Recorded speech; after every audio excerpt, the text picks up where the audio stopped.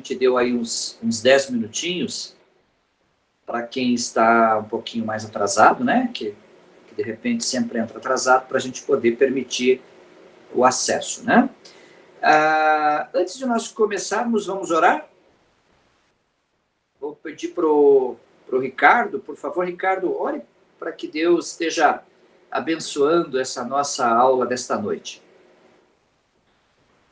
Vamos lá. Querido Deus, querido Pai, obrigado por essa oportunidade, obrigado por tudo que o Senhor tem feito em nossas vidas. Pedimos que o Senhor esteja agora agindo no nosso consciente, naquilo que nós precisamos aprender, que o Espírito Santo esteja nos revelando aquilo que está proposto para esse ensino, que o Senhor esteja usando o pastor Paulo de maneira sobrenatural, Amém. Não só na natural, porque sabemos da capacidade dele, Senhor.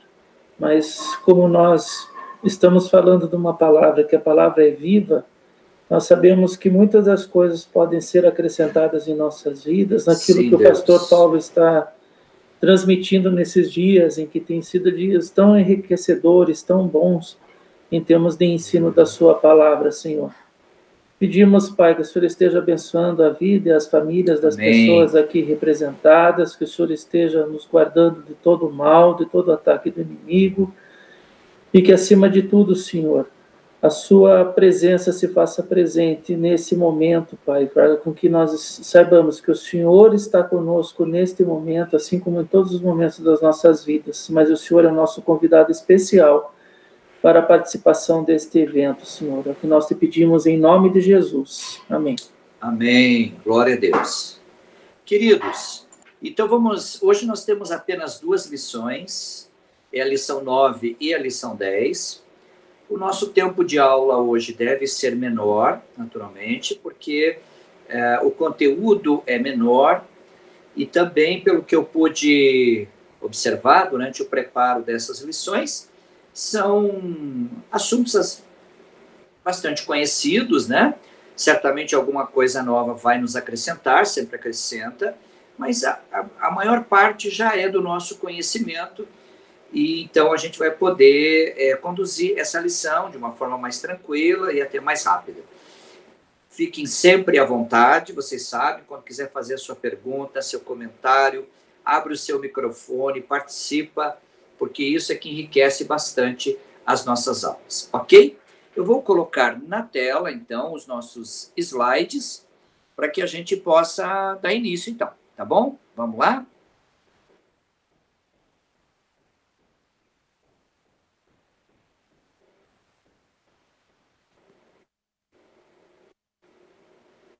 Muito bem. Tá na tela aí para vocês? Alguém pode confirmar, por favor?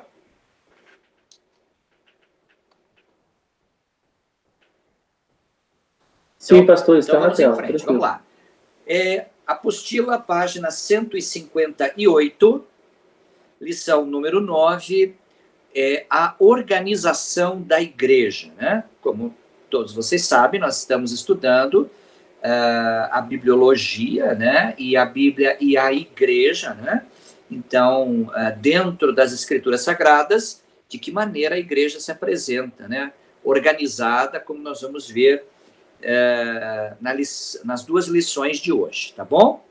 Bem, a igreja é um organismo espiritual e uma organização eclesiástica, né? Vocês devem se recordar da aula passada que falamos que esse termo eclésia, né, vem do grego e significa chamados para fora, sob uma convocação de uma instituição ou de uma pessoa de maior relevância, maior importância, né? Eclésia é um termo que se aplica a qualquer assembleia, a qualquer reunião, ajuntamento de pessoas que é convocado por alguém que tem autoridade para isto, para tomar decisões ou para desenvolver alguma atividade. A isso nós chamamos de eclésia, né?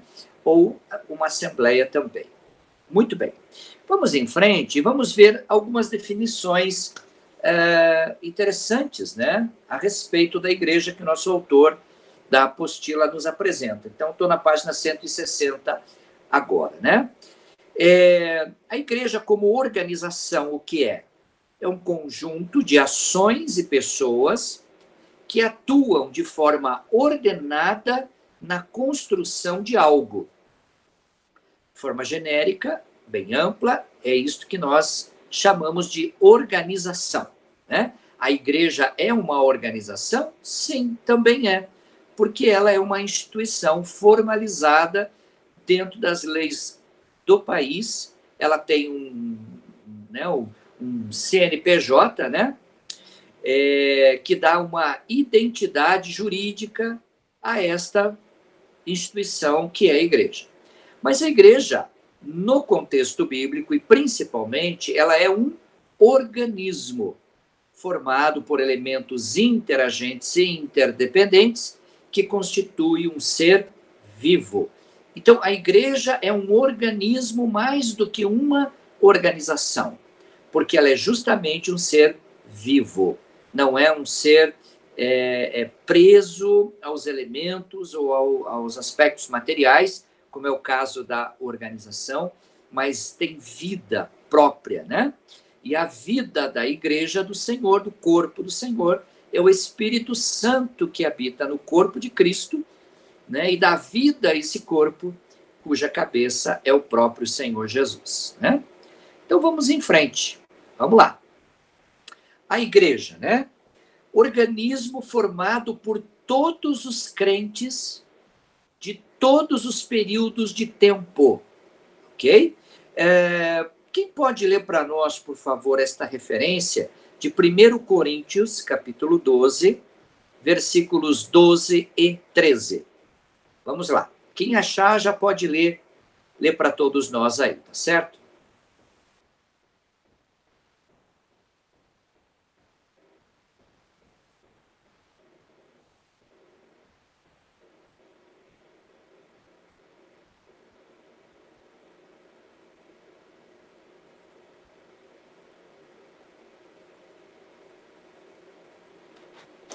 Pastor, 1 Coríntios, Isso. 1 Coríntios 12... Versículos 12 e 13. Sim, a unidade orgânica da igreja, porque assim como o corpo é um e tem muitos membros, e todos os membros, sendo muitos, constituem um só corpo, assim também com respeito a Cristo. Pois em um só Espírito todos nós fomos batizados em um corpo, quer judeus, quer gregos, quer escravos, quer livres, e a todos nós foi dado beber de um só Espírito. Muito bem. Observemos aí, então, irmãos, que o apóstolo Paulo faz uma analogia da igreja com o corpo humano. Não faz uma analogia com uma empresa, naturalmente, né? Mas sim como o corpo humano, haja vista que o corpo tem um espírito. E o corpo de Cristo, Jesus, também tem um espírito. Esse é o Espírito Santo, é ele que vivifica, que é o espírito de vida, né? Que habita em nós, crentes, e que dá vida ao corpo do Senhor Jesus. A igreja cresce espiritualmente, por quê? Porque ela tem vida, né? Então ela cresce, se desenvolve, se multiplica, se fortalece, e outros aspectos que vamos ver aí mais à frente, né? Sem a salvação espiritual, não há nenhuma igreja verdadeira. Então, assim, não basta reunir várias pessoas que vão cantar um hino de louvor, por exemplo, né? Isto não é uma igreja. A igreja, para existir dentro do aspecto bíblico, dentro da construção e do que Deus estabeleceu, é preciso que haja salvação. Ou seja, não é um ajuntamento de pessoas que cantam louvores, mas é um ajuntamento de pessoas que creram em Jesus como Senhor e Salvador, o receberam, se converteram, e então o Espírito Santo passou a habitar nestas pessoas, né? Habita em nós. Portanto, habita na igreja, que é o corpo de Cristo. Então, é importante que a gente entenda claramente isto, né, para que não haja nenhuma dúvida com respeito ao que a Bíblia está dizendo, né? Que a igreja é um organismo, é também uma organização, né? Na igreja primitiva não tinha tanta preocupação com estrutura física, porque não era esse o objetivo, era outro contexto, e também os irmãos não tinham recursos naquela época, recursos financeiros para construir templos, nem era o propósito deles, né? Muito bem, vamos em frente. Estou na página 162 da nossa apostila. A estrutura da organização. Vamos falar disso, tá? A organização eclesiástica, ou seja, né, a igreja formalmente institucionalizada, ela é bíblica e é espiritual também. Ninguém pode dizer, né, não, mas a instituição não é espiritual. Ela é, porque tudo é guiado pelo Espírito Santo, tudo é feito no âmbito da fé. Deus é espírito, né? Importa que aqueles que o adorem, o façam em espírito e em verdade. Então, a igreja onde nós estamos reunidos, o templo, o prédio, a organização com seus departamentos, com os setores, as áreas de ministérios, isto também é espiritual, porque se não fosse, não poderia servir para os propósitos de Deus, né? Muito bem. Em uma organização, as pessoas realizam ações diferentes, de forma harmoniosa, a fim de alcançarem o bem comum. Não é? Numa empresa, é exatamente isso o que ocorre. O que acontece? A empresa tem pessoas, a empresa tem planejamentos, a empresa tem uma fisiologia, né, que é a forma como funcionam os diversos departamentos internos desta empresa, que visam alcançar o planejamento principal, não é? Que é alcançar o objetivo daquela organização. A igreja também é assim. Ela é feita por pessoas diferentes, que têm habilidades e dons diferentes, mas que trabalham de forma harmoniosa a fim de alcançarem o bem comum e os objetivos do reino de Deus, né? Se uma organização ajuda a alcançar de modo eficaz um alvo desejável, é uma boa organização. Assim deve ser a Igreja do Senhor, né? A Igreja do Senhor tem um alvo. Qual é o alvo? Servir aos propósitos de Deus. A Igreja do Senhor foi instituída e criada para isto, para realizar o propósito de Deus na Terra. Agora, a organização é o local onde parte do corpo de Cristo, porque o corpo de Cristo é toda a igreja no mundo, é a igreja universal, que não é visível na sua totalidade, conforme vimos na aula passada, mas que se expressa na igreja local. Então, ali naquela estrutura, nós podemos também, como temos feito, servir a Deus com diversas áreas e cada um se envolvendo na área que possui mais habilidade para poder atuar, né?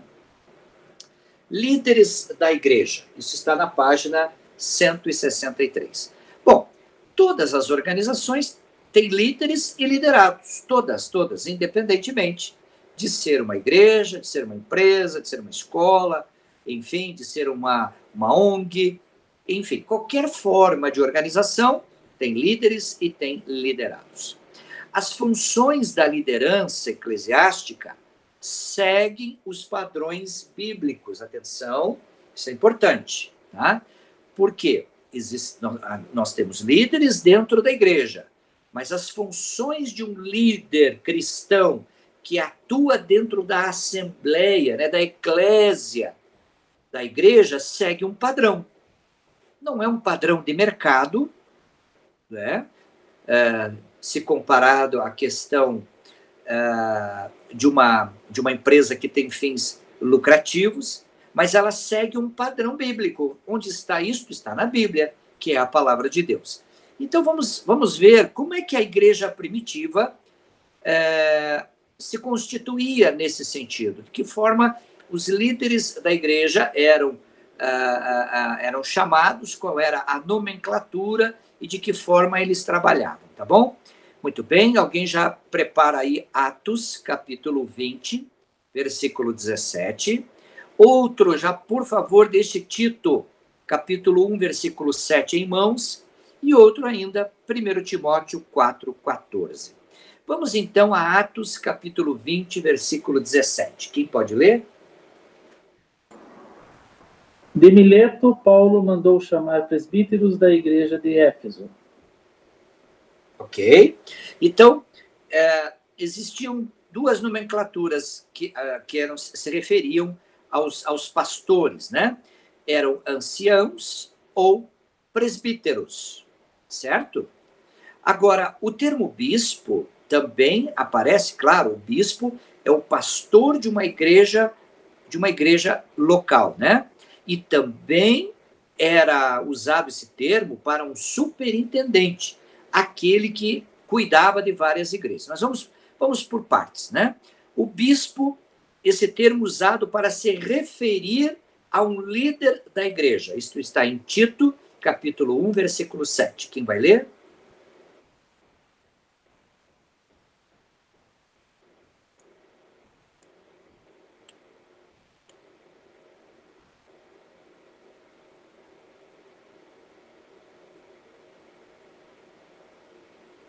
Então, é Tito 1,7.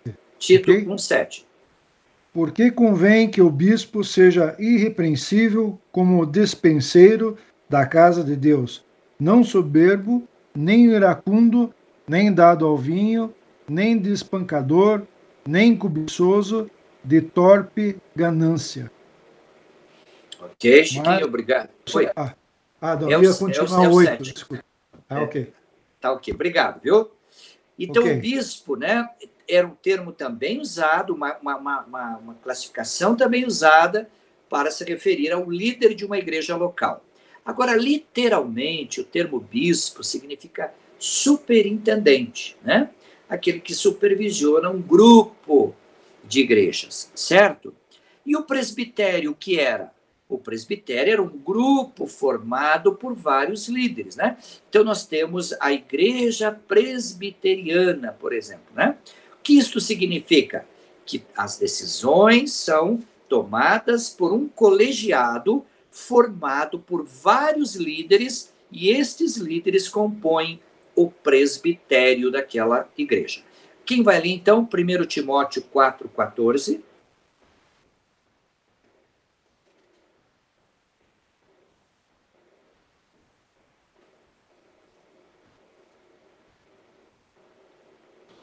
Primeiro Timóteo 4, 4,14.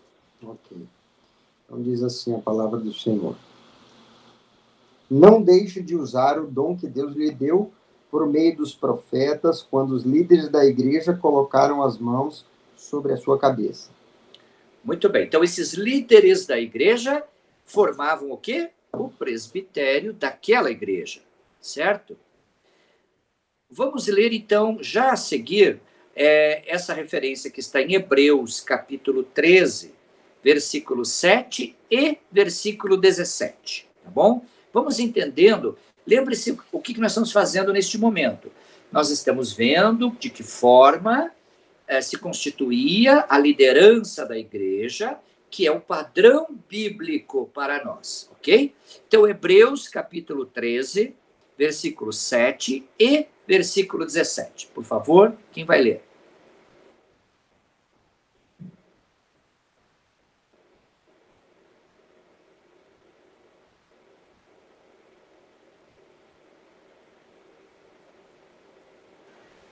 Quer que eu leia, pastor? Pode ler, pode ler. Lembre-se dos seus líderes que transmitiram a palavra de Deus a vocês. Observe bem o resultado da vida que tiveram e imitem sua fé. Jesus Cristo é o mesmo ontem, hoje e para sempre. Não se deixe levar pelos diversos ensinos estranhos. Bom que o nosso... Ricardo, desculpe interromper, pode ir direto para o 17. Direto para o 17? Isso. Desculpe, é 7 e 17. Desculpe, Isso. eu achei que fosse A. O 17. Obedeçam aos seus líderes e submetam-se à autoridade deles. Eles cuidam de vocês como quem deve prestar contas. Obedeçam-lhes para que o trabalho deles seja uma igreja, não um peso, pois isso não seria proveitoso para vocês. Muito bem. Joia, obrigado, Ricardo. Bom. Então, os termos bíblicos, ancião, bispo, superintendente, presbítero e pastor, se referem à liderança primária na igreja, ok? É importante a gente citar o seguinte: esta estrutura de liderança não foi instituída pelo Senhor Jesus, foi instituída principalmente aqui pelo apóstolo Paulo, que foi um grande apóstolo, doutrinador da igreja, não é? Aquele que organizou as igrejas por onde passava, não é? E foram vendo a necessidade de constituir lideranças espirituais dentro de um padrão bíblico, que é a próxima referência, tá? Vamos ver, então, as qualificações dos bispos e dos diáconos, né? Diácono vem de diaconia, e diaconia significa servente, era aquele que estava para servir, né? Agora, lembre-se que nós estamos vendo os padrões bíblicos, e esta referência que será lida agora por um de vocês, ela é fundamental e ela é muito esclarecedora, direta, a respeito do padrão bíblico. 1 Timóteo, capítulo 3, versículos 1 a 7. Por favor.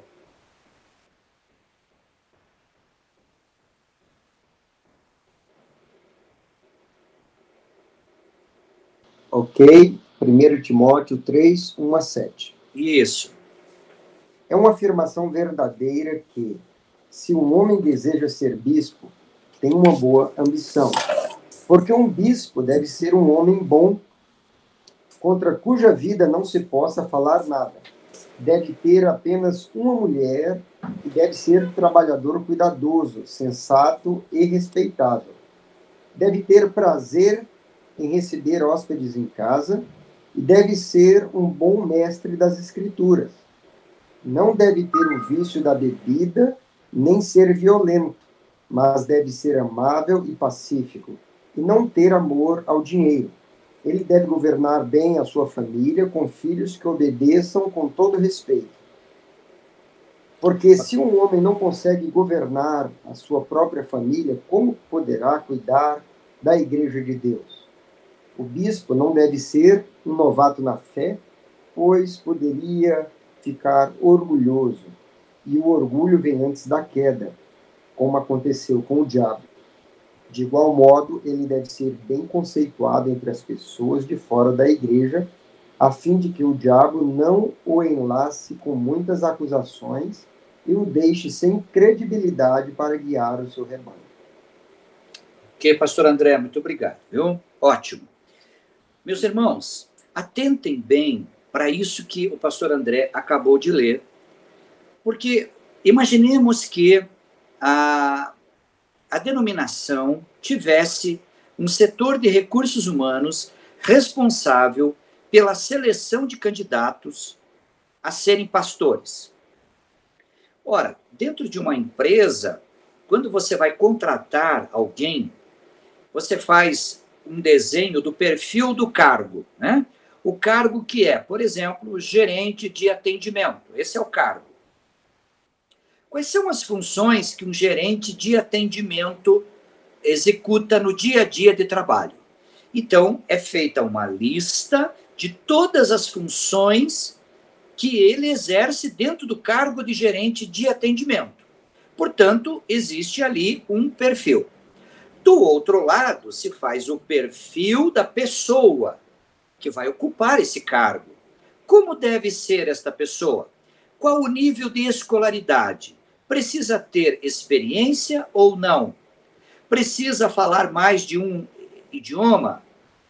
Ela precisa ter alguma especialização dentro de alguma área de atendimento? Então, você alinha o perfil da pessoa com o perfil do cargo. O apóstolo Paulo, em termos, está fazendo exatamente isso, irmãos.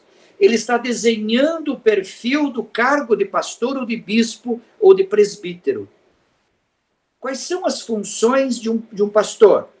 Pregar, ensinar, orar pelas pessoas, visitar os doentes, não é? Aconselhar, dar instruções, enfim, existe uma série de funções. Agora, quais as características do caráter cristão desse pastor. Esta é a preocupação do apóstolo Paulo. Nenhum dos itens citados aqui, que o pastor André leu, em nenhum momento Paulo pede assim, que tenha pelo menos alguma formação em liderança, né? Ou que tenha feito um curso. Não tem. Paulo não estava muito, ou talvez quase nada, preocupado com isso. Talvez quando ele falou não ser neófito, talvez ele incluísse aí não apenas a pouca experiência, mas também uma falta de preparo e conhecimento. Mas o que Paulo está preocupado é com o caráter. Este é o padrão bíblico. Caráter do pastor. Irrepreensível, marido de uma só mulher, vigilante, sóbrio, honesto, hospitaleiro, apto para ensinar, não dado ao vinho, não espancador, moderado, não contencioso, não avarento, nem cobiçoso. Veja, o que Paulo está tratando? Do caráter deste líder que vai comandar a igreja local ali, aquela comunidade. Este é o padrão bíblico. E é isto que nós temos que prezar mais do que qualquer coisa. Evidentemente que a instituição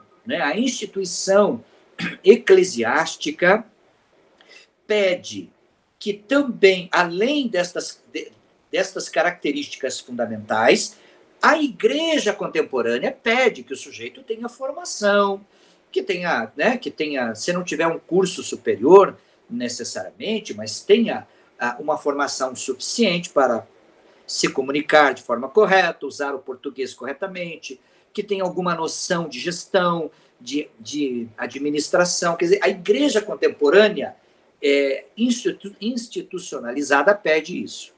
A igreja, corpo de Cristo, precisa de um pastor modelar, referência em termos de caráter cristão. É isso que Paulo tinha em mente, tá? Por isso que eu quis enfatizar. Quanto mais alta a posição, maiores são as qualificações exigidas. Sim, isto se aplica em qualquer organização. Se você vai contratar alguém para trabalhar numa área operacional, se pede um tipo de qualificação. Mas se você vai contratar um gerente, já é outra qualificação mais elevada. Não, eu vou contratar um diretor para a minha instituição, para a minha empresa. Se é diretor, então a qualificação é mais elevada ainda. No ministério cristão, a mesma coisa. Se você vai convidar alguém para liderar a área de ensino da igreja, as qualificações exigidas são maiores. Por quê? Porque exige não apenas a capacidade de ensinar, de organizar currículos, de selecionar professores, mas também de ser capaz de gerir todos os processos que dizem respeito a essa atividade. Ok? Vamos para frente? O diácono, então, será que tem diferença? Existe alguma diferença? Não existe, né? Em termos de qualificação do caráter. Por quê? Perdão. Como eu falei antes, me antecipando, o termo diácono vem do grego diakonos, que significa servente, aquele que serve, né? As qualificações dos diáconos são referidas em Atos capítulo 6, versículo 3. Eu gostaria que alguém lesse esta referência apenas esta, tá? Atos, capítulo 6, versículo 3.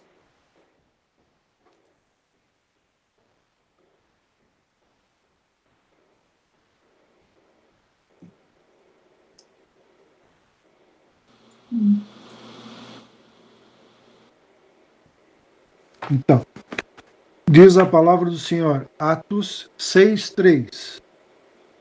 Escolhei, pois, irmãos, dentre vós, 7 varões de boa reputação, cheios do Espírito Santo e de sabedoria, aos quais continuamos sobre este importante negócio. Muito bem. Neste momento, neste episódio que está narrado no livro de Atos, é quando nós vemos surgir estes 7 irmãos que iriam servir à mesa, né? Ou atender às necessidades sociais ou de assistência social da igreja cristã, uma vez que os apóstolos entendiam que a missão deles era a oração e a pregação da palavra. Portanto, as energias e o tempo deles não poderia ser, ou não seria recomendável que fosse absorvido por outras atividades que não a pregação do evangelho e a oração. E a fim, então, de dar algum ordenamento para as ações sociais da igreja, tendo em vista que houve ali um conflito, o apóstolo Pedro e os demais apóstolos entenderam que haveria necessidade de escolher um grupo de pessoas para fazer estas funções ou para assumir estas funções. Então, o termo diácono não aparece ainda aí nesse texto, ele vai aparecer mais à frente. Mas aí a gente vê o surgimento, o nascer do serviço diaconal. Agora, observe o que está escrito aí. Que tipo de pessoa poderia ser selecionada e seria candidato em potencial para ser um diácono? Tinha que ter boa reputação. Boa reputação. E não só dentro da igreja, mas fora da igreja. Reconhecidamente uma pessoa respeitável na sociedade. Não era qualquer um, não. Se tivesse algum deslize, algum comprometimento moral externo, não estava habilitado para ser selecionado. Segundo, cheios do Espírito Santo. Cheios do Espírito Santo. Pessoas que eram realmente revestidas da graça de Deus e que fariam a obra que fariam, movidos pelo mesmo Espírito que movia os apóstolos. Porque era um trabalho só, era o trabalho do reino de Deus, da igreja do Senhor. O que diferia eram as funções, mas o Espírito era o mesmo. Tá? Não existia hierarquia no sentido de que ser pastor precisa ser mais espiritual do que para ser diácono. Não existe isso. Existe apenas uma posição hierárquica de maior responsabilidade no processo de tomadas de decisão. Mas, em termos espirituais, deveria ter a mesma qualificação. Tá? Isso é muito importante. Os líderes com suas respectivas esposas, por que eu estou falando isso? Porque na referência de...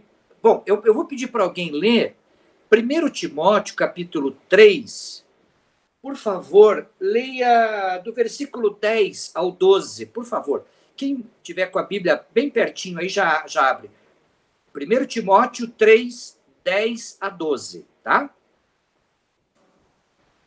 Devem ser primeiramente experimentados, depois, se não houver nada contra eles, que atuem como diáconos. As mulheres, igualmente, sejam dignas, não caluniadoras, mas sóbrias e confiáveis em tudo. O diácono deve ser marido de uma só mulher e governar bem seus filhos e sua própria casa. Muito bem, ótimo, Ricardo. Então, nos parece que, quando cita as mulheres são citadas, é porque elas tinham envolvimento com o serviço diaconal. Em termos, né, nesse contexto aí, não nos parece, né, e o próprio autor comenta isso, que fosse um trabalho exclusivamente masculino, somente homens poderiam exercer. Porque se o apóstolo Paulo faz recomendações comportamentais, né, em termos da conduta cristã, destacando as mulheres, elas, aí justamente nessa questão do perfil do diácono, é porque elas faziam parte dessa atividade. Certo? Vamos em frente. Estou nesse momento, para você me acompanhar, na página 165. Os membros da igreja. Agora vamos ver qual é o padrão bíblico, o que a bibliologia traz sobre a membresia. Visto que a única exigência para a salvação da pessoa é a sua fé em Jesus, concluímos que esta fé que resulta na confissão do pecado e aceitação do Senhor Jesus como Senhor da sua vida, é a única exigência para a filiação à Igreja Universal, à Igreja de Jesus. Ou seja, o que o autor da apostila está dizendo, está bem claro, é que a única exigência é que esta pessoa que vai ser membro da Igreja do Senhor seja salva, tenha fé em Cristo como seu Senhor e Salvador. Quem crê imediatamente já está no corpo de Cristo.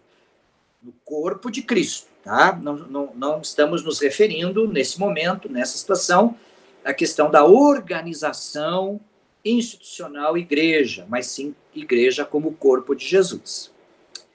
Bom, a Bíblia nos conclama a participar de uma igreja local. Vamos ver essa referência, por favor? Hebreus, capítulo 10, versículo 25. Quem vai ler para nós aí, por favor?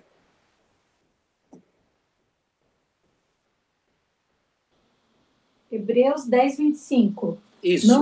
Não deixemos de reunirmos como igreja, segundo o costume de alguns, mas procuremos encorajar-nos uns aos outros, ainda mais quando vocês veem que se aproxima o dia. Muito bem, está aí diretamente expressado nesse livro de Hebreus que todo cristão deve fazer parte de uma comunidade, de uma igreja local, de uma congregação, porque isso é bíblico, esse é o padrão bíblico. Ah, mas eu estou muito decepcionado com a igreja.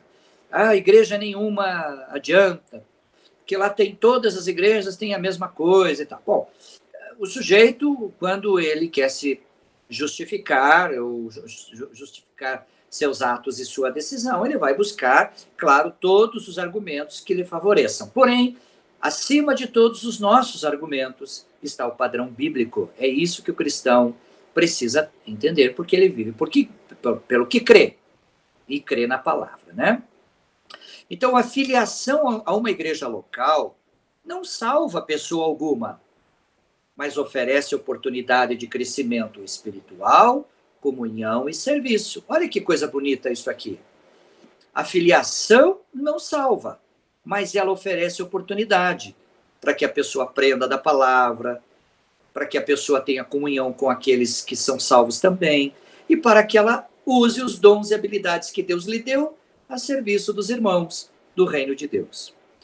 A igreja local deve zelar pelos padrões bíblicos.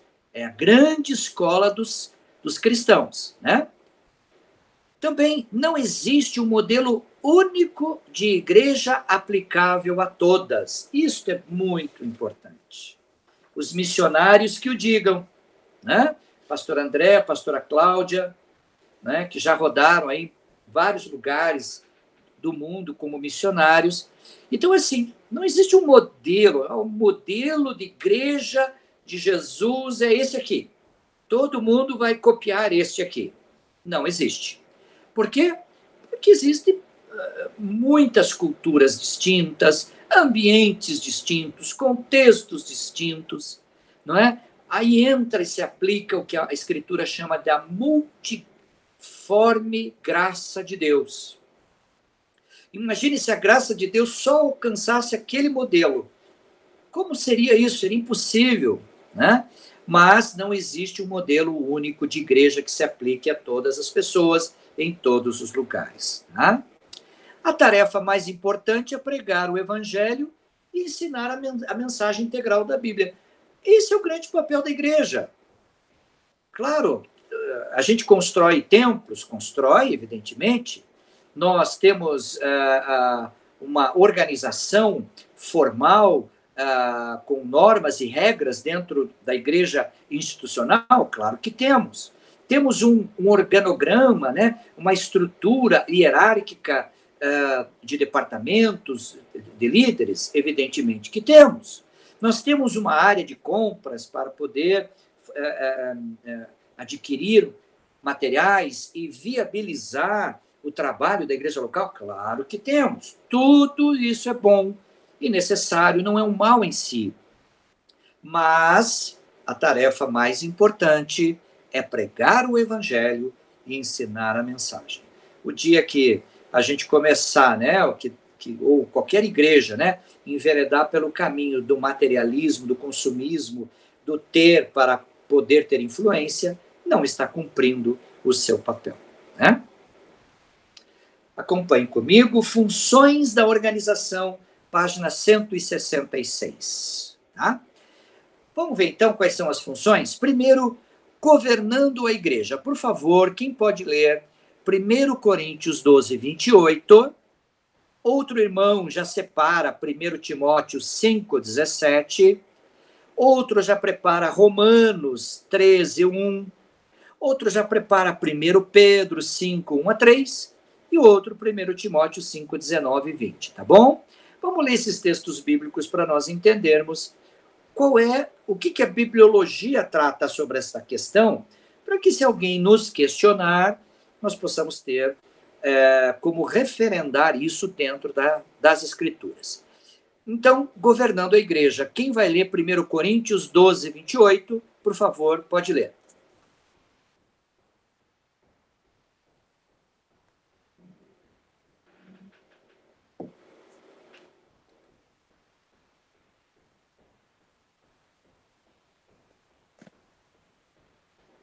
Doze, 28, pastor. Ok. Assim, na igreja, Deus estabeleceu primeiramente apóstolos, em segundo lugar, profetas, em terceiro lugar, mestres, depois os que realizam milagres e os que têm dom de curar, os que têm dom de prestar ajuda, os que têm dons de administração e os que falam diversas línguas. Ok. Obrigado, Cláudia. Então, veja o que isso nos diz. Deus escolheu líderes humanos para cooperar com Jesus ou ajudar Jesus a governar a igreja. Exatamente isso. Então, a igreja não é apenas ou unicamente, né, uma instituição espiritual ou espiritualizada que não tem qualquer relação com o mundo natural. É claro que tem. Nós não temos um relacionamento com o pecado do mundo natural, mas temos uma relação de cidadãos, de seres humanos com o mundo natural. Então, Deus escolheu líderes humanos para governar a igreja. Vamos para 1 Timóteo 5,17. Aqui, pastor. 1 Timóteo 5,17. Devem ser considerados merecedores de dobrados honorários os presbíteros que presidem bem com especialidade os que se afadigam na palavra e no ensino. Obrigado, Regina. Então, o que Paulo está dizendo? Está deixando muito claro que existe uma relação de trabalho e que este trabalho do obreiro e do presbítero deve ser remunerado pela igreja. Claro, mas está se referindo àqueles que se dedicam, não é? Aqueles que são dedicados, que vivem em mistério da obra, eles são dignos e merecedores e é justo que eles recebam por aquilo que eles fazem. Portanto, está dentro das Escrituras. Vamos para Romanos 13, 1. Então diz a palavra, Romanos 13, 1. Toda alma esteja sujeita às autoridades superiores, porque não há autoridade que não venha de Deus, e as autoridades que a formam, que a foram ordenadas por Deus. Ok. Obrigado, Francisco. Muito bem. Toda autoridade, esse termo, toda autoridade foi dada por Deus, implica que as autoridades não só governamentais, não só políticas, mas também da igreja, que é toda a autoridade. Então, os líderes cristãos, os pastores que lideram, estão dentro desse grupo chamado de toda a autoridade. Portanto, nós devemos ser sujeitos a eles. Alguns questionam isso, né? Tentam achar também alguns argumentos para dizer que só obedecem a Deus e não obedecem aos homens, né? Sabe aquela história de texto fora do contexto é apenas pretexto, né? E é exatamente isso que acontece com quem usa isso como argumento, tá? Agora, a questão é o seguinte, dentro das funções do líder, existe uma postura do líder, que também, assim, eu sou submisso ao meu líder, mas o meu líder tem que ter uma postura bíblica dentro do padrão. Vamos ver qual é? 1 Pedro, capítulo 5, versículos 1 a 3, por favor. E agora, uma palavra a vocês, os líderes da igreja. Eu também sou um líder. Com os meus próprios olhos vi Cristo morrer na cruz, e eu também participei da sua glória e da sua honra quando ele voltar. Colegas anciãos, este é o meu apelo a vocês. Pastoreiem o rebanho de Deus, cuidem dele com boa disposição e não de má vontade. Não pelo que vocês ganharão com isso, servir ao Senhor. Não sejam tiranos, mas guiem o rebanho com o seu bom exemplo. E quando vier o Supremo Pastor, a recompensa de vocês será uma coroa gloriosa, que nunca perde o brilho. Observe nessa tradução, nessa versão que o pastor André acabou de ler, né? Vocês devem ser o exemplo. Não ajam de forma tirana, né? Como aqueles que se sentem dono das pessoas, né? Estas são minhas ovelhas, né? Quando eu falo minhas ovelhas no sentido afetivo do amor cuidadoso, então esse termo está bem aplicado. Mas quando eu falo minhas ovelhas no sentido possessivo, como quem diz, eu mando nelas e eu decido o que elas devem ser ou fazer, eu estou indo contra o padrão bíblico. Isso se aplica a pastor, a líder de departamento, a qualquer um que tenha pessoas que compõem o rebanho de Deus sob seus cuidados. Vamos então para a referência de 1 Timóteo 5, 19 e 20. Não aceites denúncia contra presbítero, senão exclusivamente sob o depoimento de 2 ou 3 testemunhas. Quanto aos que vivem no pecado, repreende-os na presença de todos, para que também os demais temam. Ok, obrigado. Ora, Nada. Paulo, o apóstolo, está dando orientações eclesiásticas focadas em liderança para seu discípulo Timóteo. Porque Timóteo foi uma espécie de bispo, né, de superintendente de várias igrejas que haviam sido fundadas e estabelecidas por Paulo. Então, Paulo estabelece um padrão. Ora, como é que a gente trata a falha de um líder, de um pastor? Está aí o padrão bíblico, né? Não aceite qualquer acusação, tome todo o cuidado, veja se tem pessoas que podem confirmar isto que está sendo dito, que está sendo acusado, né? Repreende-os publicamente, né? Como fazer isto? Vamos chamar o pastor lá na frente da igreja. Todos os membros, tem gente da igreja que nem sabe nada do que está acontecendo, vai ficar sabendo na hora. Será que é isso mesmo? Esta é a medida? O que o apóstolo Paulo pode estar dizendo, eu só não vou afirmar categoricamente, porque eu não tenho todos os elementos em mãos, mas é reunir o presbitério. Se um líder da igreja cometeu uma falha, reúna o presbitério. Chama a atenção desse pastor, repreende ele, mas reunido com os demais líderes, pastores, presbíteros daquela igreja. Para que a causa seja tratada, seja resolvida, se houve pecado, que haja confissão, haja arrependimento, haja conversão, para que possa agir o quê? Para que possa acontecer o quê? Restauração. Tá? Então, se alguém quiser fazer algum comentário a respeito disso, por favor, esteja à vontade, tá? Nós estamos aqui para aprender juntos. Senão eu vou tocar em frente. Muito bem, ensinando a igreja, tá? Quem quiser me interromper, pode me interromper, não tem problema. Estou na página 168. Ensinando a igreja. O crescimento espiritual de um novo crente não ocorre automaticamente. A mudança, a transformação, ela é automática, porque a pessoa deixa o caminho do pecado e se converte para Jesus, que é o caminho, a verdade e a vida. Agora, o crescimento, a santificação, isso não é automático, é um processo, né?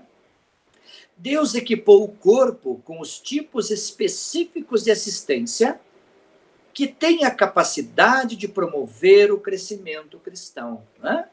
Quando nós lemos a referência, Deus deu uns para apóstolos, outros para pastores, outros para evangelistas, mestres, doutores, etc. O que está acontecendo? Deus está equipando o corpo com aquelas pessoas que terão o dom, a unção, a graça para ministrarem naquelas áreas específicas, promovendo, contribuindo para o crescimento de todos os membros da igreja. O crescimento envolve estudo bíblico, oração, adoração coletiva e o compartilhar da fé, tá? Depois, mais à frente, o nosso autor vai falar sobre crescimento quantitativo e qualitativo, tá? Mas o crescimento, ele envolve isso aí, gente. Tem que estudar a Bíblia, é impreterível. Como é que o sujeito vai se formar médico sem estudar a literatura médica? Não pode. A oração, né? A oração é a busca da presença de Deus. Se não tem comunhão com Deus em oração, como é que vai discernir espiritualmente alguma coisa? Não dá, né? Outra coisa que promove o crescimento é a adoração coletiva. Por quê? Porque o plano de Jesus é a igreja reunida em adoração e louvor. E, evidentemente, o compartilhar da fé, que vai nos dirigir mais à questão do crescimento quantitativo. Ok? À medida em que permanecemos no âmbito do Espírito, Espírito com letra maiúscula, sob a influência do ministério de ensino e com a aplicação do conhecimento à nossa própria vida, progredimos para a maturidade espiritual. Esse é o sonho, né? O desejo de todo genuíno pastor, que é ver os membros da sua igreja amadurecerem espiritualmente. Não ficarem nanicos, né? Anões, desnutridos, dependentes, capengas, na fé, né? Não sabem fazer nada sozinhos, não tem essa experiência com Deus, isso é muito negativo. Então, é preciso crescer e amadurecer, né? E para nós encerrarmos a lição 9, né, disciplinando a igreja. Um dos propósitos... Oi, alguém quer falar? Posso interromper, Ricardo? Posso interromper um pouquinho? Só uma questão ali. Claro. Já que o senhor está falando do ensino, tem a questão 5 ali da prova, tá. Que eu acho, para variar, aquelas coisas da idade, né? Ser capaz de ensinar bem é uma qualificação bíblica para os evangelistas, diáconos, pastores e apóstolos.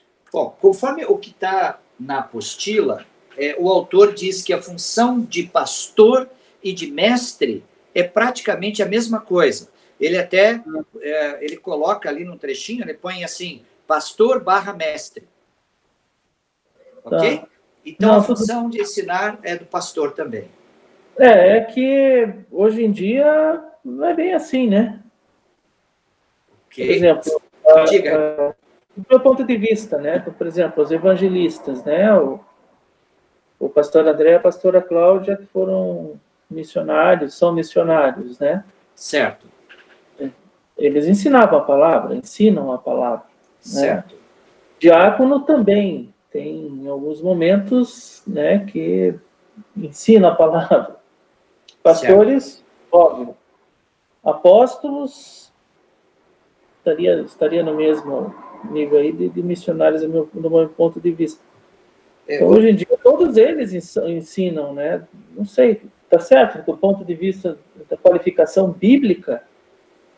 Pode sim, cara. Pode. O pastor, ele realmente é o mestre, viu? Porque quando o pastor prega, a menos que ele seja aquele pregador, por exemplo, não muito expositivo, né? É aquele pregador que se vale mais da inspiração, que muitas vezes ele não traz um conhecimento abrangente, mas ele traz uma inspiração de poder, né, de manifestações espirituais. Mas, via de regra, o pastor é o mestre, porque quando ele prega, ele está ensinando a palavra, ok? Os apóstolos, eles têm mais uma característica de fundadores de igrejas.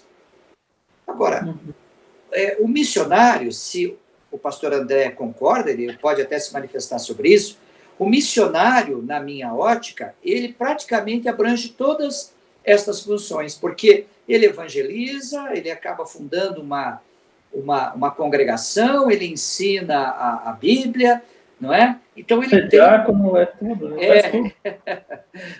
Até faz administração, né? Isso. Dependendo do local e da situação que viva.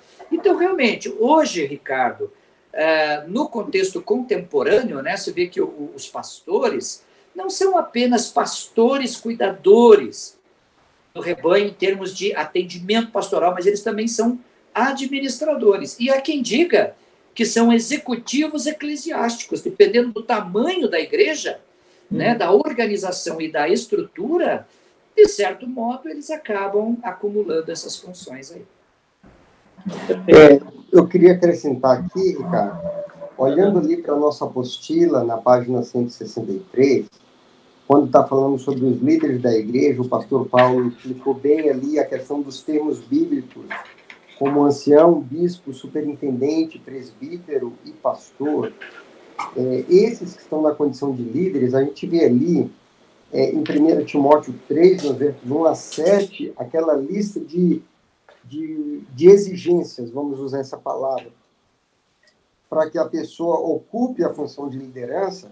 Entre as exigências está escrito ali que ele seja apto para ensinar. Isso. Então, hospitaleiro e apto para ensinar. Isso, apto para ensinar.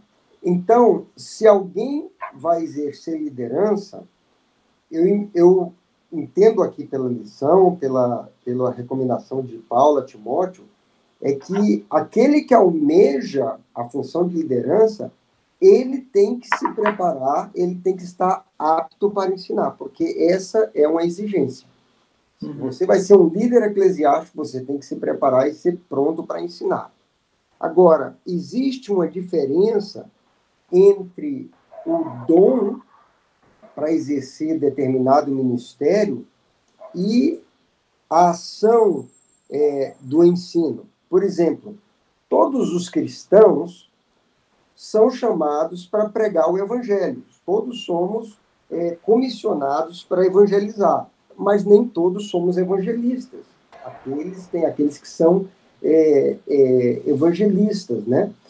Todos nós somos chamados para exercer fé e orar pelos que estão doentes, enfermos. Mas tem aqueles que Deus deu o dom de cura. E assim também é na área do ensino, né? Todos os crentes devem se preparar, devem amar a palavra de Deus, devem conhecê-la, devem manejar bem a palavra da verdade e estarem prontos para dar conta quando pedirem em razão da sua fé.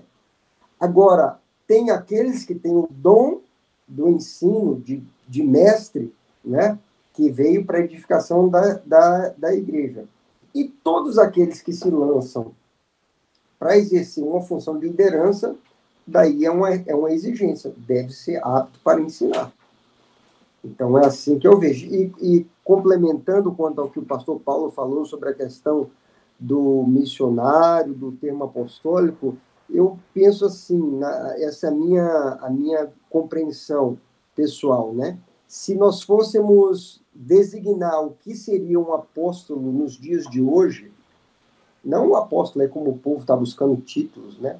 mas o apóstolo no sentido que a Bíblia ensina ali, eu creio que o que mais se adequa ao termo apostólico hoje seria a função do missionário.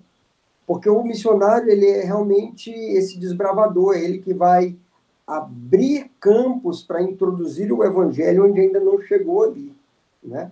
Então, ele vai com essa... A palavra apóstolo vem do grego apóstolos, que significa enviado. Daí, só pela palavra enviado, já traz essa conotação missionária, né? Aqueles que são enviados pela igreja para iniciar novos trabalhos. Então, ele abre um trabalho, ele planta uma nova igreja, ele, como disse ali, evangeliza, prega, ensina, estabelece um trabalho até quando ali está estruturado, e aí os ministérios começam a despontar com os dons, e ele está pronto para ir para um outro local e abrir uma outra fonte de trabalho. Eu vejo o ministério apostólico dessa forma exercido na pessoa do missionário. Isso aí. O que me instigou a fazer levantar essa questão, claro, eu concordo em número, gênero e grau, tudo que vocês falaram aí, todas essas coisas. Mas você trazendo para a atualidade, de certa forma, ainda que as pessoas, nem todas as pessoas tenham o dom do ensino, em razão até da qualidade da informação que hoje a gente dispõe, né, que antigamente era mais aquele que estudava a palavra, aquele que lia a Bíblia, que tinha conhecimento e tudo mais. E acabava se aprofundando nos estudos. Mas hoje em dia, eu percebo assim, principalmente quando a pessoa está sendo evangelizada, o ensino sempre está presente, né? Independente se eu tenho o dom ou não tenho o dom, ou se eu sou evangelista, diácono, ou se eu sou até mesmo membro da igreja. De alguma forma, o ensino está presente, né? Porque as pessoas, elas perguntam, né? Falam e dizem, não, porque a Bíblia diz isso. Ou então, quando a gente faz uma citação bíblica com relação a algum fato que está acontecendo. Isso de alguma aí. forma, isso é o ensino, né? Sem dúvida, isso mesmo. Então, eu mais fiquei... Eu não encontrei aqui no texto especificamente aquilo que o pastor Paulo falou, pastor barra mestre, mas até porque se eu ler de novo eu vou achar, mas não é essa a questão. Não é a questão da prova. A questão é que hoje em dia, em razão até das pessoas, quando buscam e como a gente sabe, o inimigo acaba usando outras pessoas para minar, para dizer que a palavra de Deus não basta de um apanhado de contos, ou enfim, de folclore e tudo mais. De certa forma, a gente tem que estar preparado para o ensino, né? Exatamente, está certíssimo. Então, isso o fato de eu exercer uma determinada função, ainda que não exerça uma determinada função, mas aquilo dos testemunhos que eu já vi, por exemplo, até mesmo do senhor pastor André, de estar num caixa do supermercado, conversar com a pessoa e você evangeliza a pessoa, de repente você fala alguma coisa para a pessoa que essa pessoa se sente tocada, e aí você diz, não, porque a palavra do Senhor diz isso. Isso. Quer dizer aquilo, que isso para você vai ser bênção para a sua vida e tudo mais. Então, eu não deixo de ser um evangelista, ou não deixo de ser um missionário, não deixo de ser um diácono, eu não deixo de ser um pastor, ou, enfim, um apóstolo. Pouco importa o título, né? O importante é que nós saibamos que todas as pessoas estão aptas a ensinar. E quando eu vejo uma questão de prova dessa, e mesmo na literatura aqui que nós estamos utilizando, fica uma coisa dita assim, que são capazes de ensinar bem. É só pastor? Isso mexe um pouco comigo, sabe? Porque para quem está estudando, ou quem não tem uma certa... essa maturidade espiritual que tanto o pastor Paulo levantou, eu acho que isso aí dá uma amarrada na pessoa, né? De dizer assim, não, eu não posso falar além daquilo que me foi dito para dizer. Eu não posso ensinar, então.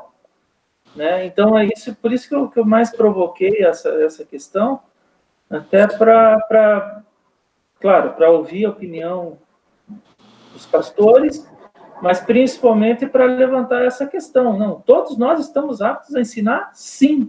Independente de função, se eu tenho a função de pastor ou não, ou se eu sou apenas um membro que fico lá sentadinho na cadeira, mas se uma pessoa que for leiga ou que esteja querendo ter acesso ou que se interesse, né, pela fé em Cristo, nós temos que estar aptos a ensinar, sim. Né? Ok. Pastor, posso só completar ali? Eu acho Sim. que um ponto de vista que eu vejo, Ricardo, é o seguinte: nós, cristãos, somos aptos para não só pregar, nós somos aptos para evangelizar, podemos profetizar, a palavra diz que é para todos buscarem os dons, só que tem aquilo que é o dom nato, que Deus, que é um diferencial. Tem o pastor que prega a palavra, ou a pessoa que prega a palavra, porque nós temos o conhecimento, temos o Espírito Santo, temos a condição de você expor a tua fé. Mas tem o que tem o dom da palavra, que seria o mestre. Ele não precisa fazer força.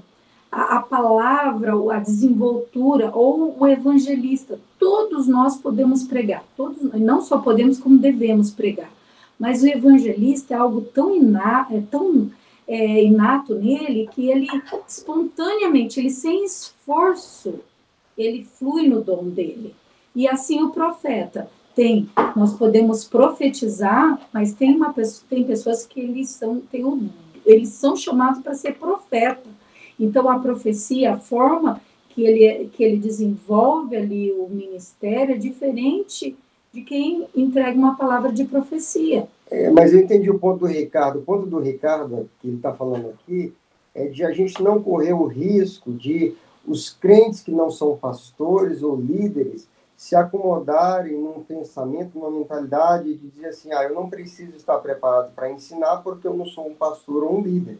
Isso. Na verdade, todos nós devemos estar preparados para ensinar, para dar conta se pedirem razão da nossa fé. Não é isso que você queria dizer, Ricardo? É isso. A questão do dom, Claudinha, claro, tem pessoas que, tanto como nós acabamos de ler na palavra, né, que foi dado ao dom de ser mestre, de pregar, de ser pregador, ser pastor, ser, enfim, liderança e tudo mais. Lógico, cada um tem o seu dom que Deus nos dá, né? E podemos usar, alguns até mais do que um dom, muitos dons, enfim, é Deus quem dá. Mas o que eu estou querendo dizer é bem isso que o pastor André está falando. É esse receio de quando as pessoas leem isso que está aqui escrito, ou que vão mesmo para a Bíblia e buscam lá e diz que quem é capaz de ensinar é pastor e mestre, hoje em dia eu não concordo, porque eu acho que todas as pessoas, elas têm essa, claro, alguns mais, outros menos.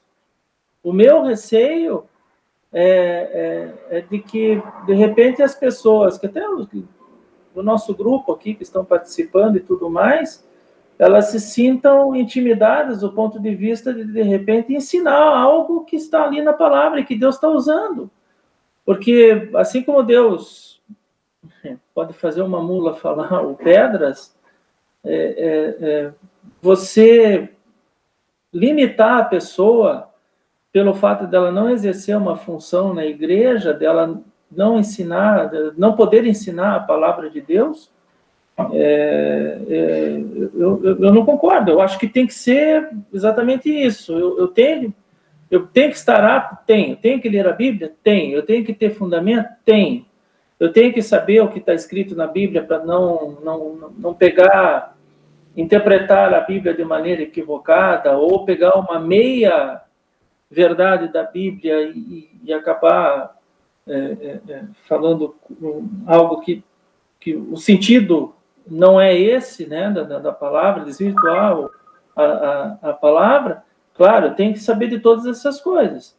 Mas a partir do momento que eu estou no ambiente e que alguém me pergunta algo sobre a palavra de Deus, eu tenho essa condição de ir em frente e ensinar a palavra. Se eu não souber, pelo menos vai chegar para a pessoa e vai dizer assim, olha, eu vou ver isso aqui com calma, daí depois eu te digo.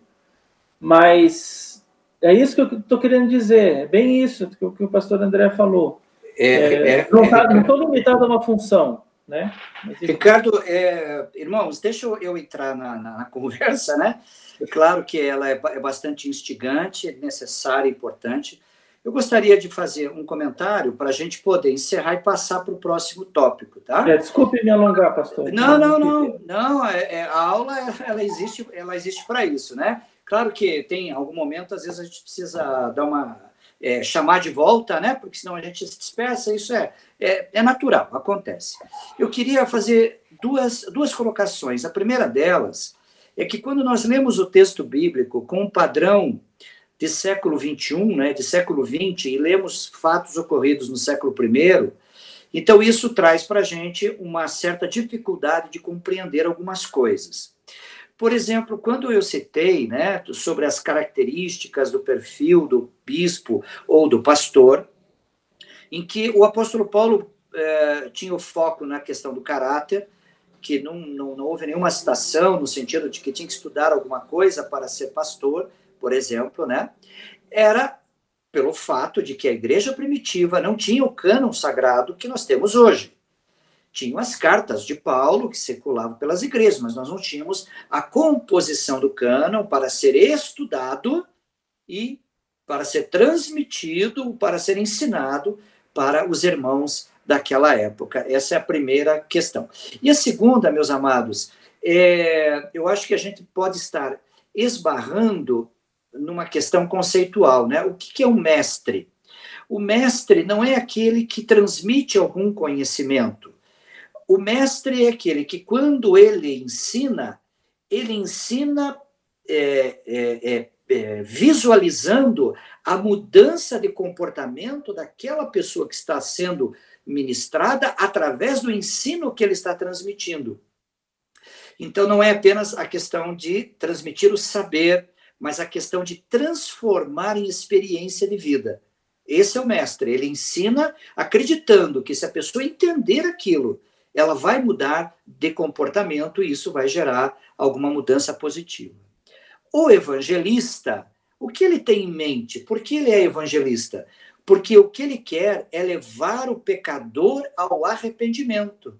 Ele quer que o pecador seja convencido de que ele está morto no pecado e que só Jesus poderá salvá-lo e ele precisa aceitar Jesus. Então, ele não tem um foco no crescimento espiritual, em ensinar a santificação, em como orar, etc. Não, o evangelista, ele é aquele que traz a palavra impactante, que visa levar o pecador, então, a ter um encontro com Jesus, tá?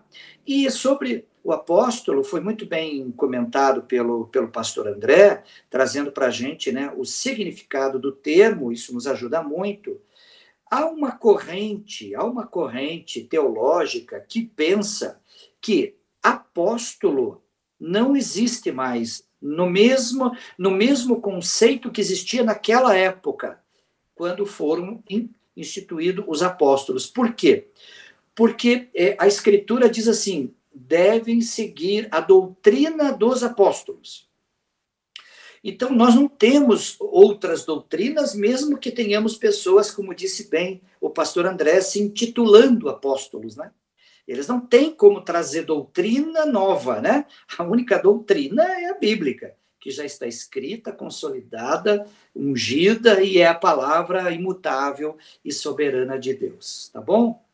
Meus queridos, eu sei que o assunto é bom, mas o nosso barquinho tem que navegar, né? Para a gente chegar, tá bom? Eu peço desculpas para vocês pelo fato de não nos estendermos mais. Bom, vamos ali disciplinando a igreja, né? Um dos propósitos da disciplina é restaurar aquele que falhou. Olha só, padrão bíblico. Vamos para 2 Coríntios, capítulo 2, versículos 5 a 11, por favor. Quem está com a Bíblia em mãos aí? Sim, pastor. Por favor. Ora, se alguém causou tristeza, não o fez apenas a mim, mas para que eu não seja demasiadamente áspero, digo que em parte a todos vós.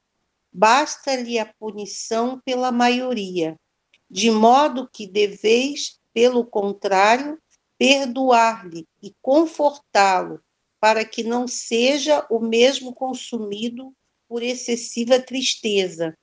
Pelo que vos rogo que confirmeis para com ele o vosso amor. E foi por isso também que vos escrevi, para ter prova de que em tudo sois obedientes. A quem perdoais alguma coisa, também eu perdoo, porque, de fato, o que tenho perdoado, se alguma coisa tenho perdoado, por causa de vós o fiz na presença de Cristo, para que Satanás não alcance vantagem sobre nós, pois não se lhe ignoramos os desígnios. Ok, Regina, obrigado, tá? Então, um dos propósitos da disciplina é restaurar, é perdoar aquela pessoa que caiu, que falhou, para que ela seja recuperada na sua fé e na comunhão dos santos, tá? Outro propósito da disciplina é edificar. Vamos ver? 2 Coríntios, capítulo 10, versículo 8, e depois o capítulo 13, versículo 10. Vamos lá.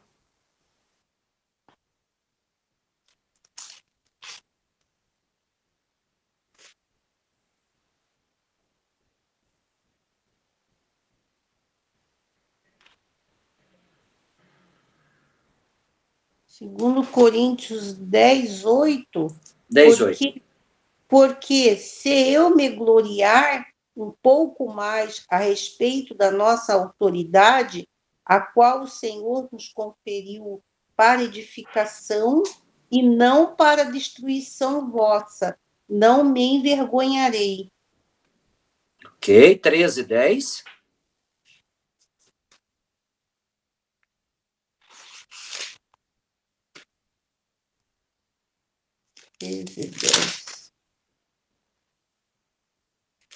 Treze, 10.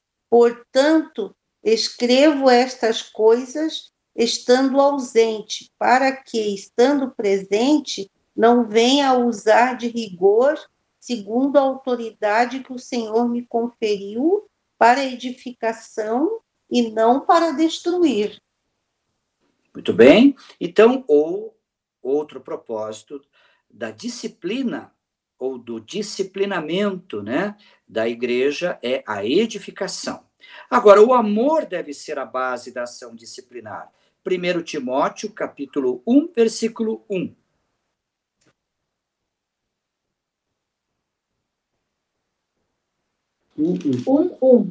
Paulo, apóstolo de Cristo Jesus, por ordem de Deus, nosso Salvador, e de Cristo Jesus, a nossa esperança.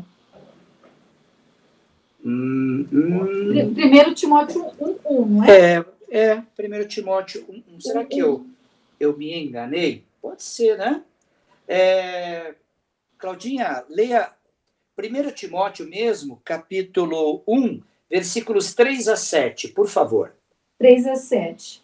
Partindo eu para a Macedônia, roguei que você permanecesse em Éfeso para ordenar a certas pessoas que não mais ensinem doutrinas falsas e que deixem de dar atenção a mitos e genealogias intermináveis que causam controvérsias em vez de promoverem a obra de Deus, que é pela fé. O objetivo dessa instrução é o amor que procede de um coração puro. Continua até o 7? Ok, até o 7, pode ir. Tá. Procede de um coração puro, de uma boa consciência e de uma fé sincera. Alguns se desviaram dessas coisas, voltando-se para discussões inúteis, querendo ser mestres da lei, quando não compreendem nem o que dizem, nem as coisas acerca das quais fazem afirmações tão categóricas.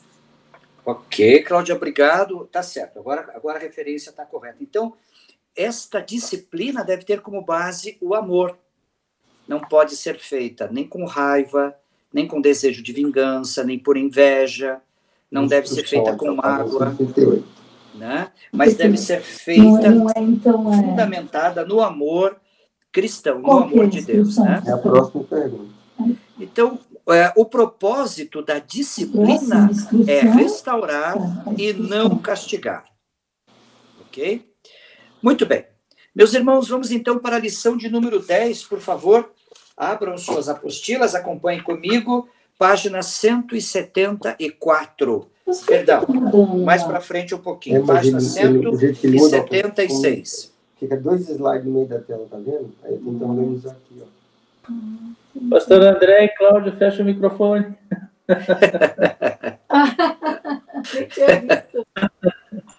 Sem problema, vamos para frente. Então, vamos falar agora sobre o ministério interno da igreja. Lição 10. O ministério é aquele realizado dentro da igreja à medida em que os crentes ministram uns aos outros. Ótimo. Vamos acompanhar, então, qual é a orientação bíblica sobre isso. Página 178, a natureza do ministério interno da igreja.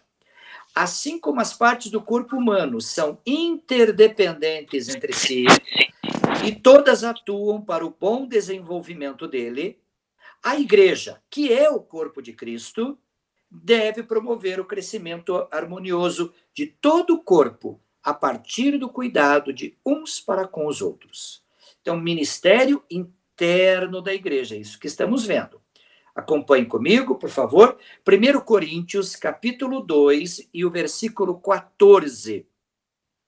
A motivação do ministério cristão deve ser espiritual. Por favor, quem vai ler? 1 Coríntios 2, 14. Entretanto, o homem que não tem o Espírito não pode entender nem aceitar esses pensamentos que não são ensinados pelo Espírito de Deus. Parecem-lhe loucura, porque só aqueles que têm o Espírito Santo em si mesmos é que podem compreender o que só pode ser entendido de maneira espiritual. Amém, amém. Ótimo. Então, está aí, tá vendo?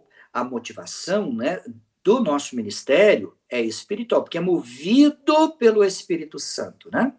Todos os crentes têm oportunidade de atuar no ministério da igreja. Todos. Conforme os dons e habilidades que Deus lhes concedeu. Claro, né? Já vimos aqui o dom de presidir, de contribuir, de ensinar, né? Vários tipos de dons. Deus dá essas capacidades, essas habilidades, para que a pessoa possa usar isso no serviço cristão, né? No ministério interno da igreja. Vamos ver juntos os propósitos do ministério interno da igreja. Qual é o propósito? Ou quais são?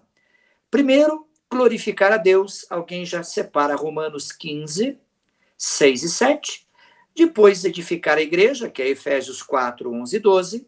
E purificar a igreja, que é Efésios 5, 26 e 27. Por favor, quem pode ler Romanos 15, 6 e 7? Romanos 15, 6 e 7. Para que com um só coração e uma só voz vocês glorifiquem a Deus e Pai de nosso Senhor Jesus Cristo.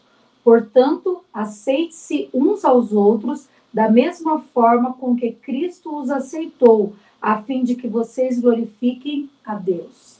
Amém? Então, propósito do ministério interno, glorificar a Deus. Vamos para o segundo, Efésios 4, 11 e 12. E ele designou alguns para apóstolos, outros para profetas, outros para evangelistas e outros para pastores e mestres, com o fim de preparar os santos para a obra do ministério, para que o corpo de Cristo seja edificado. Muito bem. E Efésios 5, 26 e 27.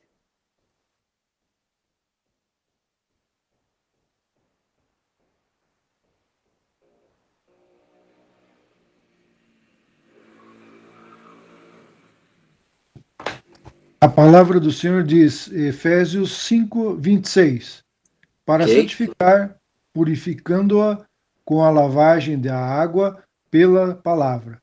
27. Para apresentar a si mesmo a igreja gloriosa, sem mácula, nem ruga, nem coisa semelhante, mas santa e irrepreensível. Amém, muito bem. Então temos aqui 3 propósitos do ministério interno da igreja que estão explicitados na palavra, ok? É bem importante a gente assimilar isso, né? Agora, e os tipos de ministérios internos da igreja, não é? Eu estou na página 181, bem no rodapézinho dela lá, tá? Bom, Deus usa as faculdades humanas como auxílio para os ministérios espirituais. Evidentemente, Deus nos deu inteligência, capacidades, habilidades, não é? Nós podemos aprender coisas, como podemos ensinar coisas, podemos projetar, construir, gerir. Então, Deus usa as faculdades humanas dentro dos propósitos espirituais internos da igreja. Os ministérios, ou seja, o serviço, né, devem ser exercidos por aqueles a quem Jesus chama. Né? Então, existe um chamado, né? Jesus nos chama para executar uma determinada obra no ministério interno da igreja. Claro que para nós entendermos, reconhecermos este chamado, nós temos que estar em comunhão com ele, né? Para que nós possamos entender, já sei o que Jesus quer que eu faça dentro do ministério da igreja, né? É necessário que compreendamos e aceitemos os diferentes tipos de ministério.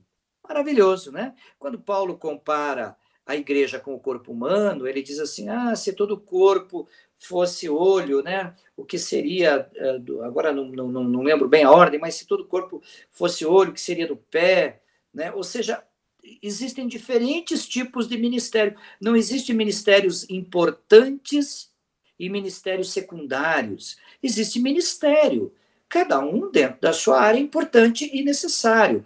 E quando faz bem o seu trabalho, contribui para todos.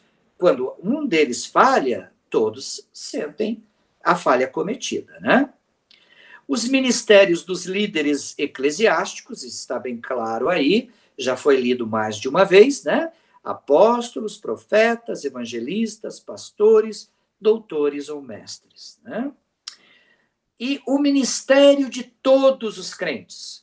Todos os crentes recebem dons da parte de Deus, os quais devem ser exercidos no ministério da igreja. Ministrar, ensinar, exortar, presidir, socorrer e outros tantos ministérios, né? A gente poderia dizer, falando em termos contemporâneos, que a forma como estes ministérios são exercidos hoje chega a ser surpreendente, porque, por exemplo, né, quando nós olhamos lá para o Vilmar, o Vilmar é um membro ativo dentro do ministério interno da igreja. Mas o que faz ele? Ele lida com a tecnologia. Está ele lá transmitindo os nossos cultos online, preparando os anúncios e tal. Quer dizer, a forma se modificou, mas o ministério continua existindo, que é o quê? Servir. Ele está lá para servir com o dom, com a habilidade que ele tem, com a expertise que ele tem, o conhecimento que ele tem e a atitude que ele tem também, né? Que ele poderia ter muitas habilidades, mas poderia não ter atitude para exercê-las. Então, os ministérios, né, são muitos hoje. Quanta gente ganhando almas para Jesus, ensinando aí pelo YouTube, pelo Facebook, pelo Instagram, pelas mídias em geral, e graças a Deus por isso, né? Vamos servir ao Senhor. Vamos ver então os cultos e ordenanças da igreja. Estou na página 185, né? Os cultos da igreja variam de lugar para lugar. Claro, todos nós sabemos disso, né? De vez em quando, alguns dos missionários que a nossa igreja contribui para a obra que realizam, eles trazem relatórios e trazem filmes e fotos dos cultos que eles realizam lá nos locais onde eles atuam. É muito diferente do nosso padrão aqui. O formato é outro, né? Alguns até se sacrificam mesmo para poder estar naquele lugar e cultuando como igreja. Mas o que a Bíblia ordena é cultuar a Deus, né? Agora, a forma, né, o local pode variar, pode ser no meio do mato, dentro de um barco, dentro de um grande templo construído, pode ser em qualquer lugar, né, onde se cultua ao Senhor como igreja e Deus estará presente, né? Embora o livro de Atos registre a prioridade da pregação e do ensino, não conseguimos achar uma ordem de culto propriamente dita. Veja, isso no livro de Atos, quando nasce a igreja cristã. Vamos ler esta referência bíblica, eu entendo que ela é importante. Livro de Atos, capítulo 2, do versículo 42 ao 47. Vamos lá?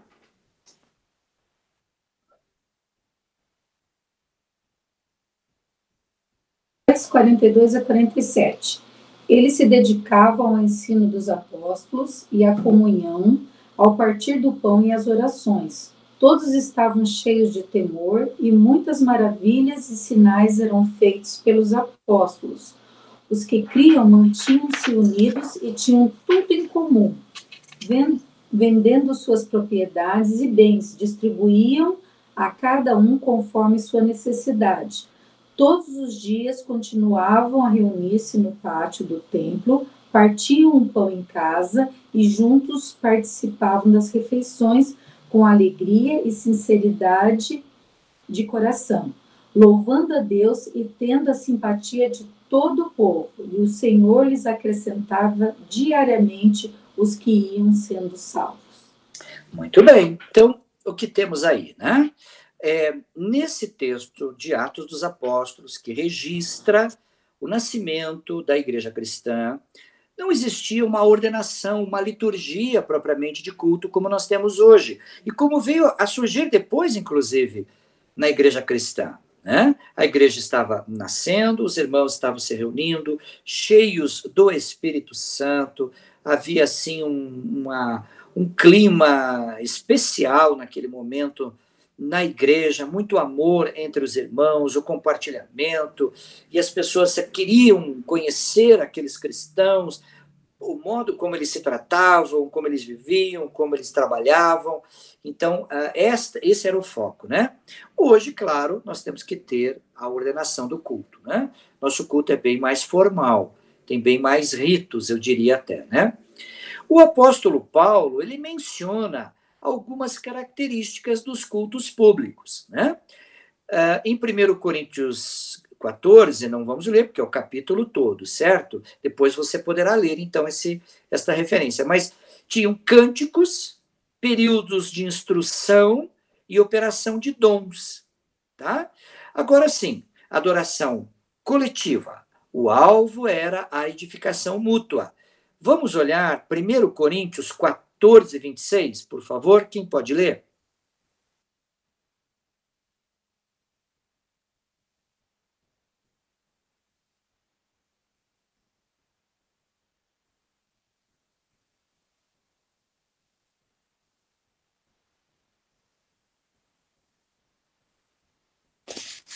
(14, 26). Que fazer, pois, irmãos, quando vos reunis, um tem salmo, outro doutrina, este traz revelação, aquele outra língua e ainda outro interpretação. Seja tudo feito para edificação. Muito bem. Vamos ler a referência de Colossenses, por favor. Colossenses, capítulo 3, versículo 15 ao 17. Colossenses, que a paz de Cristo seja o juiz em seu coração. visto que vocês foram chamados para viver em paz, como membros de um só corpo, e sejam agradecidos. Habite ricamente em vocês a palavra de Cristo, e ensine e aconselhem-se uns aos outros com toda a sabedoria, e cantem salmos, hinos e cânticos espirituais com gratidão a Deus em seu coração. Tudo o que fizerem, sejam em palavras, seja em ação, façam-no em nome do Senhor Jesus, dando por meio dele graças a Deus Pai. Muito bem, então nós estamos vendo aí pelos textos bíblicos como eram os cultos na igreja primitiva, né? Como é que eles eram formatados, né? Como é que tinham cada parte no culto. No primeiro século, os crentes realizavam 2 tipos de reuniões: oração e festa do amor, que era o ágape, né? O amor ágape, mencionado rapidamente em 1 Coríntios, capítulo 11, versículos 20 a 22. Vamos ler essa referência? 1 Coríntios, capítulo 11, versículos 20 a 22. Quando vocês se reúnem, não é para comer a ceia do Senhor, porque cada um come sua própria ceia sem esperar pelos outros. Assim, enquanto um fica com fome, outro se embriaga. Okay? Será que vocês... Não, 22. Será que vocês têm em casa onde comer e beber? Ou desprezam a igreja de Deus e humilham os que nada têm? Que direi? Eu os elogiarei por isso? Certamente que não. Ok. Então, o que está sendo narrado é que no primeiro dia da semana, os irmãos se reuniam, celebravam a ceia do Senhor, não é?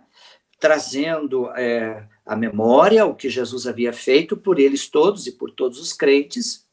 E também eles celebravam depois a festa do amor, onde havia, digamos assim, uma celebração compartilhada. As pessoas levavam pratos de comida, não é? E dividiam entre si. Então, eu poderia comer daquilo que você trouxe, você daquilo que eu havia levado, enfim. Só que houve aí algum problema que Paulo teve que chamar a atenção deles, né? Porque alguns estavam meio esfomeados, pelo jeito, e comiam tudo, e comiam deles, né? Queriam comer dos outros também, e acabou dando algum conflito aí, certo? Mas havia esta festa do amor, que era um momento de confraternização entre os irmãos, né? Que compartilhavam aquilo que levavam para esta festa.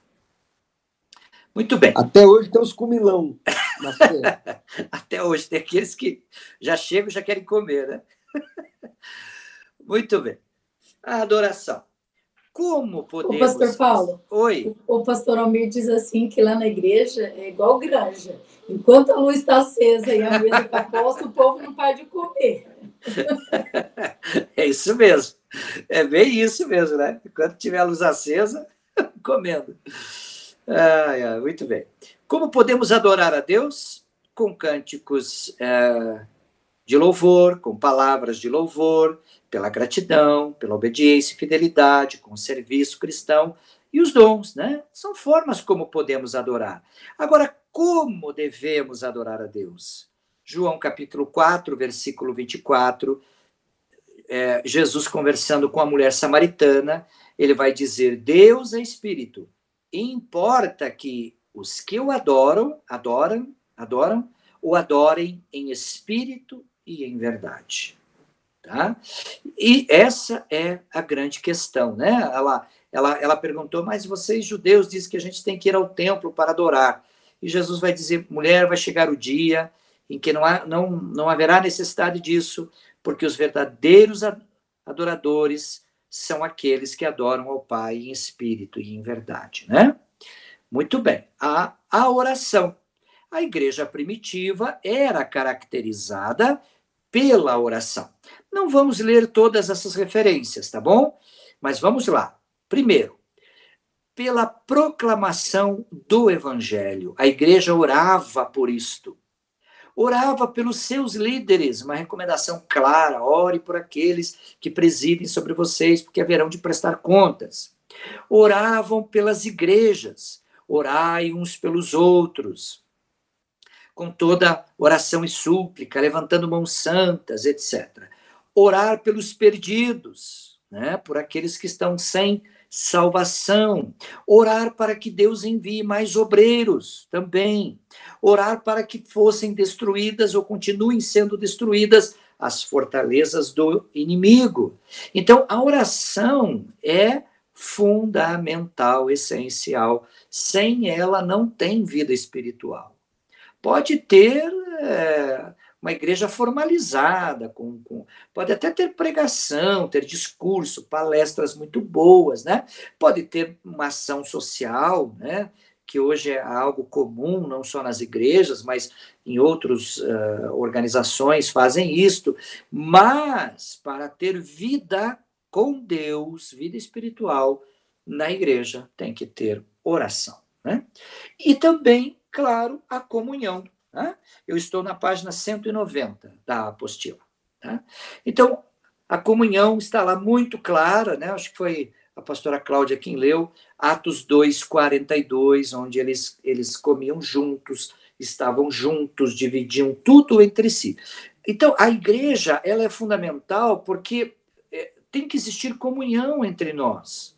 Se não existe comunhão, não existe uma ligação espiritual, porque existe distanciamento, né? O distanciamento físico, social, é até tolerável e compreensível, mas o distanciamento espiritual, não. Tanto é que Paulo ensina, né? Tem o mesmo modo de pensar, né? Sejam ali unidos, unânimes, né? Uma unidade em Cristo Jesus, né? E as ordenanças da igreja, né? O que acontece? É uma cerimônia que as escrituras ordenam, perdão, eu estou falando do batismo nas águas, tá? Então, o batismo nas águas, o que é? É uma forma de você mostrar com atos exteriores o que aconteceu interiormente na vida de quem foi salvo. Por quê? Paulo vai dizer que aquele que ele entra nas águas do batismo, ele é sepultado, quer dizer, a velha criatura, aquela sem Deus, perdida no pecado, morre. E quando ele sai das águas, ele ressurge como uma nova criatura e passará a viver em novidade de vida, certo? Romanos capítulo 6, versículo 4. Viver em novidade de vida. O batismo nas águas, tá? E a ceia do Senhor, que foi instituída pelo próprio Senhor Jesus, né? Ensina que todos os crentes devem celebrar. As únicas duas ordenanças que foram deixadas diretamente por Jesus, que não foi pelos apóstolos, nem por Paulo, nem por outros, foi o batismo nas águas e a celebração da ceia. Estes dois foram instituídos diretamente por Jesus. Tá? Na Escritura tem várias referências, não vamos lê-las agora, mas você tem aí na sua apostila, tá bom? Meus amados irmãos, então, desta forma, nós concluímos as lições 9 e 10, tá? Eu vou voltar aqui para vê-los e vocês verem a mim também, para nós finalizarmos a nossa aula de hoje. Alguém tem algum comentário, alguma pergunta? Vamos lá. Eu só quero agradecer, pastor Paulo, por mais hoje, né, por mais esse dia, sua ajuda, foi uma bênção, tem sido aulas bem claras e com certeza só tem agregado. Obrigada, pastor. Muito bem explicativo, muito bem elucidado, pastor Paulo, a sua didática muito boa, aprendemos, graças a Deus pela sua vida, foi muito bom. Obrigado. Obrigado, irmãos, também a vocês por toda a participação, né? Porque a contribuição de vocês com as perguntas, com os comentários, né? Ajudando na aula, isso é fantástico, né? Isso é muito bom, porque nós estamos aprendendo juntos. Tem coisas que a gente não sabe, né? Mas o irmão comenta, explica, conta, a gente vai crescendo juntos. Isso é muito bom. Que Deus abençoe ricamente a cada um de vocês. Amém. Obrigado, pastor. Deus Obrigado. abençoe. Deus abençoe. Boa noite a todos. Até Boa noite. a próxima aula. Tchau, tchau. Tchau, tchau.